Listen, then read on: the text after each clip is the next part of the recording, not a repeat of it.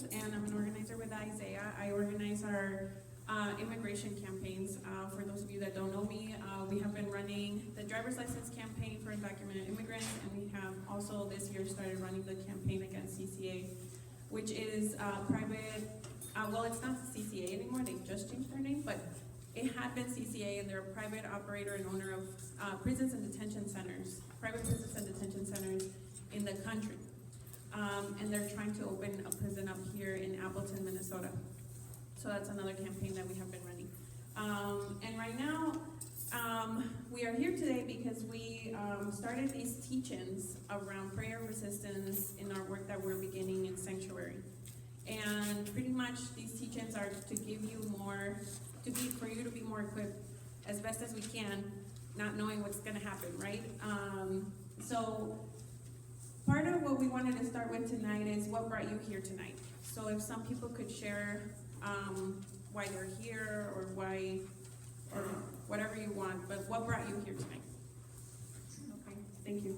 So you really don't understand the crisis around immigration and you just want to know what's happening, okay? Yes? Okay, so you've already decided you're going to be a sanctuary church and you just want to be equipped. Okay, so there is many reasons why we're all here tonight. This is just pretty much like an introductory to the immigration crisis and what we put together in all the work that we have been doing throughout these years. So today is going to be understanding our broken immigration system and how we got here. So I broke this down into two parts, and part of what we're going to do tonight is we're going to discuss who can come to the U.S. and who cannot, why people come, why don't they follow a legal process to do so. So those are a lot of questions that we have gotten recently, right? Or you would just ask if you don't know how the immigration system works. We're going to talk a little bit about U.S. foreign policy and the untold truth of its effects on migration. So let's start off with how can people come here? So a lot of people say, can you guys hear me? Okay. A lot of people say, why don't they just apply from their country? And I'm Mexican, and I'm going to be speaking a lot in this training around the Mexican government and how it works over there and how it's been affected and its relationship to the United States. So there's a lot of different, obviously, immigrants from different parts of the world, but just so you know, this is where training is coming from. So in Mexico, you can't just go get a visa to travel. It doesn't work like that. There has to be certain requirements that you need to fit to be able to even receive a visa over there. And most of the people that do apply for a visa have to show a lot of proof of them having a significant amount of money and that it's flowing constantly. They have to have a bank account, they have to have properties, and they have to show that they're the owners of the land or property that they have. Or if they rent, they have to show that they've been paying the rent for how long. They have to have a stable employment for a significant amount of years. They have to have an international credit card. So there's a lot of things that you need to have that maybe, here you wouldn't need them. You would just go get your visa and go somewhere. And just to be realistic, the majority of the people that come to this country come because they're fleeing poverty or they're fleeing crime, or both together. So that's not a reality. There's people over there that don't even have a bank account, and they haven't had one in their life. They don't own land or property, or if they do, they don't have a stable money flow in their bank account. So the reality is that a lot of people get different kinds of visas to come, but if you just want to come because you just decided, I want to move, or if you want to come because crime and poverty, that's not an option. That's just not a reality for people in Mexico and also, Central America, South America. That's a reality for a lot of people that come here without documents. So then we also wanted to talk, a lot of people are like, well, if there is crime, why don't people just get some sort of visa like a humanitarian visa so they can come because they're fleeing danger, right? There's only a small amount of visas that are dispersed, and even if people do qualify for them, they're not given those visas, humanitarian visas, because of the amount that they're giving every year. So I just wanted to quote, according to the American Immigration Council, each year the president consults with Congress to determine how many admissions for refugees. That total is still broken down in 6 different regions around the world. So it's Africa, East Asia, Europe and Central Asia, Latin America, and the Caribbean. Then there's Near East South Asia, and then there's an unallocated reserve. Now, this fiscal year, for example, the president set the worldwide refugee ceiling at 85,000. So only 85,000 were given for the whole world. Out of those 85,000, Latin America, which would fit, the countries right now that are kind of being attacked about this immigration crisis, Latin America and the Caribbean, those are the regions that get the least amount. This year having 3,000. So that's kind of like a reality that people that live in these areas, that we live in these areas, have to really deal with. So I wanted to talk a little bit about U.S. foreign policy. And the reason is because when people talk about an immigration reform bill, or people talk about why are people coming, or there's so much criminalization of immigrants in this country, no one talks about this. And this is actually what we should be talking about. So how many of you guys know about NAFTA? Probably all of us, yes, because it has affected us, right? So the North American Free Trade Agreement took effect in 1994. They started taking effect. So for the Mexican people, the president at that time, he had pretty much promised the Mexican people, that we would become a first world nation. So apparently back then we weren't seen that way for the general population, or we didn't feel that way. So they said we were gonna get jobs, we were gonna start being seen as a first world nation, it was gonna be great for the Mexican economy. All these great things were promised, and it passed in Mexico as well as it did here. The reality though, within the first year that NAFTA passed, 1 million Mexicans lost their jobs because the peso devalued. NAFTA forced the price of corn so low that it wasn't economically possible to plant a crop anymore in Mexico. In certain areas, obviously. NAFTA never led to rising income, employment, and it actually didn't decrease the flow of migration. So one of the things that had been said was that when NAFTA passed, it was gonna address migration from Mexico into the US. That didn't happen. It actually did the opposite. So the agriculture industry in Mexico was lost. It was destroyed.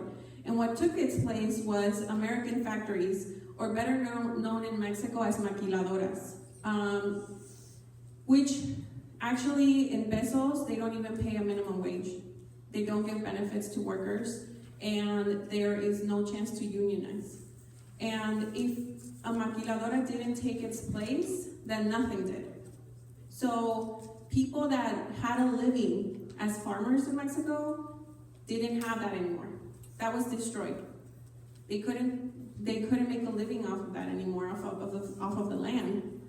And all these factories in the border towns of Mexico, these maquiladoras came in, and I've heard a lot of times here that people are like, NAFTA happened and they took our jobs and they sent them to Mexico.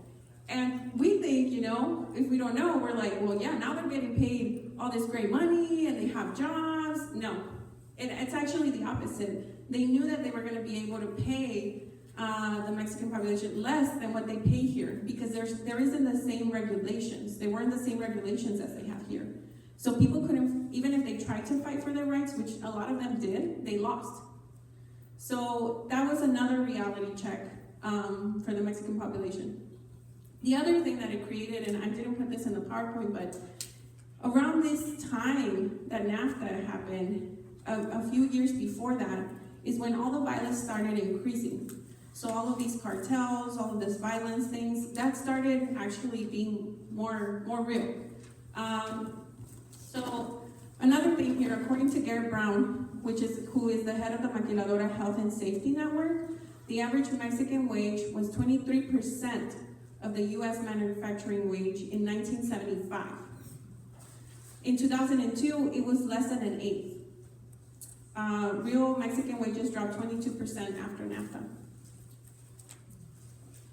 So another thing is the World Bank in 2005 did a study for the Mexican government, and it found that the extreme rural poverty rate of around 37% in 1992 to 1994, so right before NAFTA started, jumped to about 52% in 1996 and 98 after NAFTA took effect.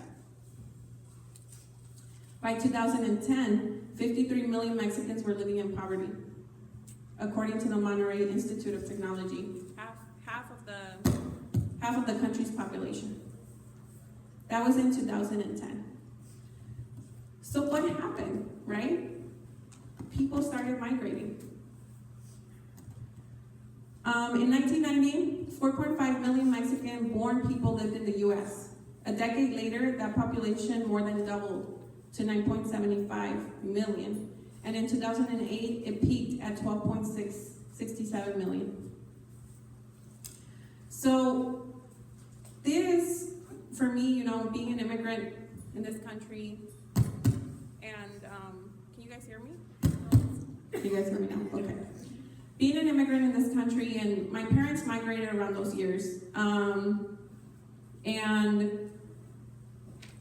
I could see this. So I could see, right, like people talking about maquiladoras growing up. I could hear them talking about maquiladoras and how people were getting treated. I don't know if you guys heard a lot about this, but in the border there was a lot of murders, rapes and murders against women for a while. These women would go work at these maquiladoras. So it was very well known at that time when I was growing up. We would hear a lot of people say, I can't be a farmer over there anymore. But I never back then, I was a teenager or still a little girl, I think. I never connected any of these things, but I could hear it, right? And I could hear people that were coming into the country saying these things and all of that. And I could also hear how violence was rising every single time. I don't know, have you guys heard about El Chapo? Yeah. Okay, well, he's a big drug cartel leader, right? Like huge. And a lot of people, the Mexican people fight between each other about he's a good guy and he's a bad guy. He's a good guy and he's a bad guy. And some people say he's a good guy because he would give back to his town where he was from. Now, if that's true, I don't know. But what I do know that is true is that he was poor. His family was poor, he grew up poor. They grew up as farmers too, or something like that. And most of the people that we know that go into these cartels is because of poverty. So I started thinking, I just came back from Mexico and there was this big headline in the newspaper about this man being slaughtered. And like the pictures were on the newspaper and everything, okay? And my sister asked my cousin, who is, he's in his 30s, early 30s, and she asked him, why is there people that do this and how come you have been able to avoid that crime, right? Why have you been able to avoid that cycle? And he's like, well, these are people that have nothing. And they go after them when they're little kids. And they teach them to do these horrible things. And if you don't have anything to eat and anywhere to live from, and this person gives you a significant amount of money, he's like, that happens. And then they get trained, right? They get traumatized to become these people. And then I think to myself, all of the people I know that came into this country in these times were fleeing poverty. So what are your options, right? You stay over there and you're poor. You choose to become someone in these drug cartel cycles of horror, or you migrate. There isn't a lot of options. So I know I ran through that pretty fast, so I wanted to ask people, what did you hear that was new? Or what surprised you? Or what didn't surprise you? Because there was so much that was coming imported from the US. So there was trade back and forward, right? So there was so much that was coming into the US that it actually didn't benefit the Mexican farmers or people, living over there off of this to grow anything. because it wasn't going to pay them for what it grew because of the prices. Yes. Well, I'm an agricultural scientist. What happened is they opened up the trade. They took trade protection off. The small farmers could not compete. This happened all over the world. It happened in Zambia, it's happened in the Philippines, and so forth. The World Bank, IMF, forces countries to open up their borders. This was NAFTA in this case. And the small farmers can't compete. Yeah. So she pretty much asked, how did this affect farmers? And the answer was, small farmers couldn't compete with the prices. You couldn't get any money from anything that you would plant anymore. And, yes? The prerequisites that were listed in order for you to actually come over here, is that concrete, or can you have 5 out of 10? How does that work? That, for the Mexican government, what I put in this, that's concrete plus more. I didn't put everything in there. But yeah, that's, if you go and you look it up, you actually can find everything you need. But yeah.